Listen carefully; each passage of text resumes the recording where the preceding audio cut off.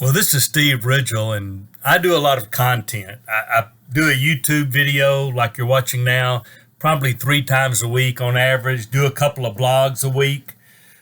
Got a couple of books coming out in March, and I know eventually that kind of production will slow up. I speak a lot at places, so I get it. And every once in a while, it dawns on me, some of you may think, well, who are you to be doing all of this? Well, no, but I'm just a believer. I'm thankful for what Jesus has done in my life. I've spent my life trying to follow him. I've had to go through some real hard valleys when I had to really evaluate my faith and clean up some things in my life, and God's been gracious for that. You know what? But I've had a lot of experience helping other people go through their valleys and helping people find Jesus, and a lot of life experience, and 70 years of studying the Bible.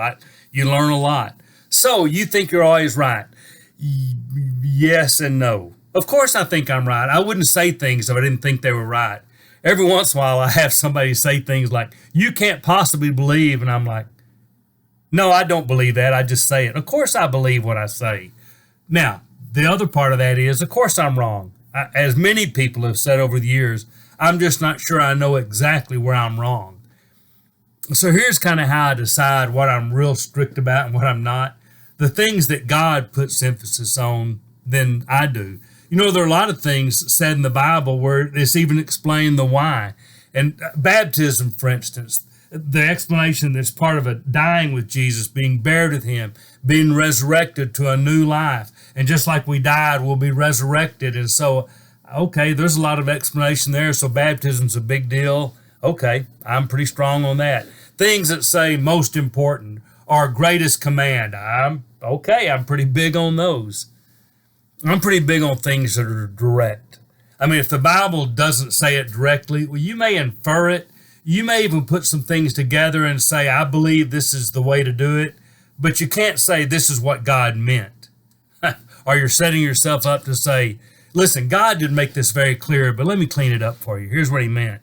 And I'm really careful when God says something not to say, well, in our new understanding, and we've had new revelation, the Holy Spirit kind of missed it the first time around. We've got it now. I'm real careful when God says, do this or don't do that. I just kind of think that's what the Bible means. But you know what? I could be wrong on things. A lot of people love Jesus and don't agree with me about some things. Some people say I'm too strong on this, not strong enough on something else. I have a lot of conservative friends that really think I'm pretty far out there, and I'm a real danger because I'm not quite where they think I ought to be. And I've got a lot of liberal friends who think, man, you are just rooted in you are too conservative. You will not let the church. I don't know. I don't know. I'm not the smartest guy. The good thing is nobody really pays a lot of attention to me. I'm not famous. I'm not well known. I'm not popular, but I am this. I am passionate. And so when I think something's right, I try to share it. Most of these YouTube and the blog, they're me thinking out loud. Sometimes I say things I hadn't even thought through well. I'm just trying to get everybody to think, live stronger, be more focused on Jesus, follow him more intently, because that's what I want to do. So maybe if nothing else, these are helpful for me.